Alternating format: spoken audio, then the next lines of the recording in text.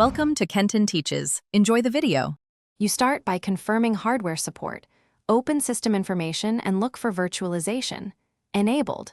Once done, reboot into UEFI/BIOS and toggle Intel VTX or AMD. This lets Hyper-V access CPU virtualization. Next, enable Hyper-V and Windows Hypervisor, platform through Windows features. Use Control Panel or run PowerShell as admin. Enable Windows optional feature online feature name Microsoft Hyper-V All. Make sure to reboot again.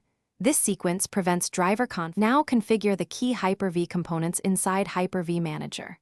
First, create an external virtual switch to give VMs network access. Select the physical NIC and bind it.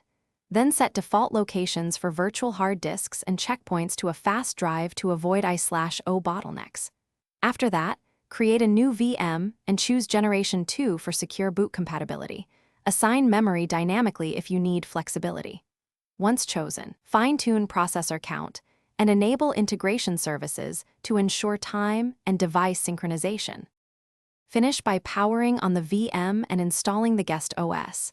Then add Hyper-V integration services or enable enhanced session mode for clipboard and drive sharing. If the VM refuses to boot, make sure core isolation memory integrity is off in Windows Security. This can block Hyper-V. Also check group policy settings that may enforce device guard. When things go wrong, open Event Viewer and review Hyper-V Worker and VMMS logs to find driver or configuration errors. Then adjust settings and reboot to apply fixes.